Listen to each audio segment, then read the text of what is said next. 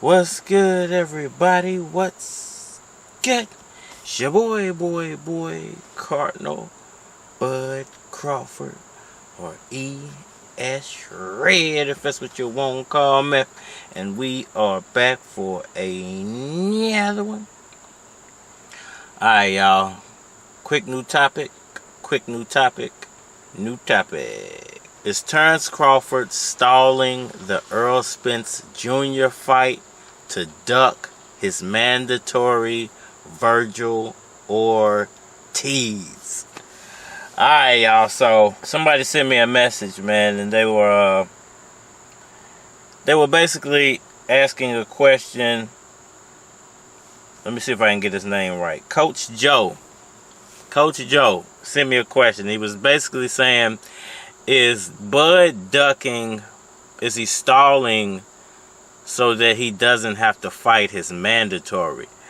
Basically, is he holding the Spence fight up purposely so that he doesn't have to face off with his mandatory? Because he could, in the meantime, just go fight his mandatory. He doesn't have to hold this Spence negotiation process up for months and months and months.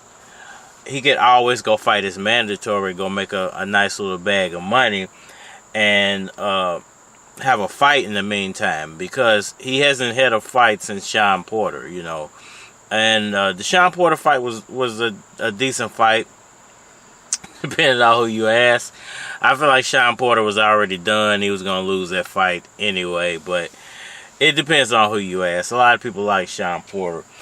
But is Bud purposely holding up the Spence negotiation process so he doesn't have to face off with his mandatory? Because if this fight doesn't get made, he's going to have to face up with his mandatory. And he has two mandatories, as a matter of fact. You know, there's always a number one, but his number two is no walk at the park either. So it's crazy, because he could lose either one of those fights. He could lose to Vergil, or he could lose to the number two guy in the WBO, which I just looked it up, is Boots Ennis, which I didn't realize. I figured they were 1 and 2, but I did not realize that they were 1 and 2 in that. And then right behind Boots is Keith Thurman. So going to be interesting to see how that plays out. What would be his reasoning for holding out on the Spence contract so he doesn't have to fight Vergil? I mean, number one, we all know that Vergil Ortiz is undefeated. Vergil Ortiz is a heck of a puncher. Vergil Ortiz is, I think a lot of people feel like is number 2 behind Boots as a welterweight, like the next up welterweight. A lot of people feel like these two guys are going to be the recognizable face of welterweight boxing in the future, when Terence Crawford and Errol Spence Jr. have completely finished doing their thing with the welterweight division, whether that's moving on or retiring. And I do feel like, because Bud's chin has never been tested, that he doesn't want any parts of Vergil Ortiz. Now, there was an interview the other day that was done, and the interviewer asked him about Vergil Ortiz, and he basically said this: Vergil, great talent, like I said before. You know, he's very strong. He hits hard. He's technically sound. You know, and you know, it's gonna take a guy like me to beat him. Now, Bud said, yes, I definitely would fight Vergil Ortiz, that Vergil Ortiz is a great competitor. He kind of like sideline dissed him a little bit, because the wording that he used, it could be interpreted as a diss to Vergil Ortiz if you took it the wrong way. But I think he tried to clean it up a little bit. But he said he would be interested in that fight. Is he serious or not? And this is the thing about Terence Crawford. He says one thing and he does another. Like he said, he wanted the Errol Spence fight all the way up until he got the Errol Spence fight offered to him. Like he said, he wanted the Manny Pacquiao fight all the way up until he got the Manny Pacquiao fight offered to him, and then his whole tune changed. Now he's saying he wants this Jermell Charlo fight, and I don't know if that's just something he's using like he always does. Hey, let me use somebody else's name to try to build up a fight, or a situation where maybe I can get a little more fame for myself, you know.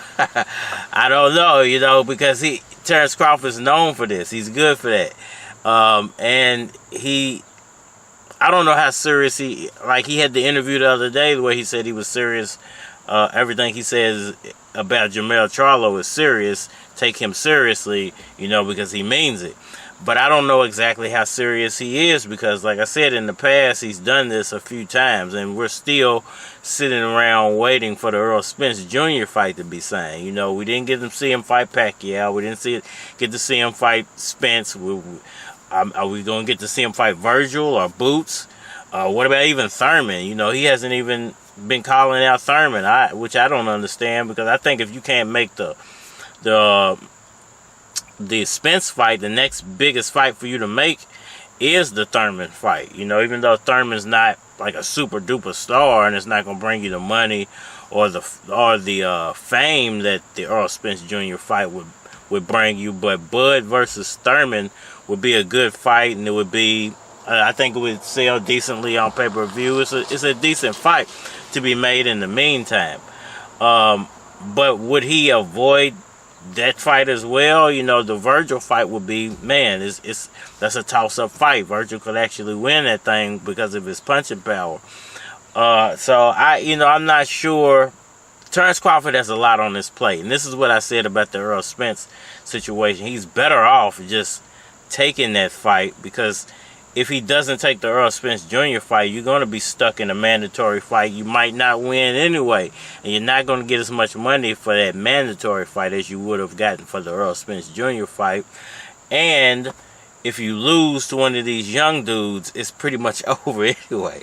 So why wouldn't you rather lose to Errol Spence Jr. if you're going to lose? You know, maybe it's just a situation of Bud has so many difficult options, he doesn't even realize, he can't figure out which one is the best option for him to take, because he has basically 4 losable fights on the table, 3 of which could possibly be mandatory fights: the Boots, the Vergil, and the Thurman fight.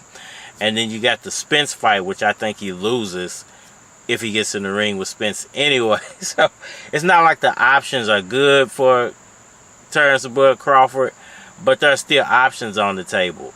As far as, but you got to think that it's the same situation for Errol Spence Jr. It's not like he doesn't have mandatories as well, and it's not like he couldn't be stalling up the process so he doesn't have to fight his mandatories.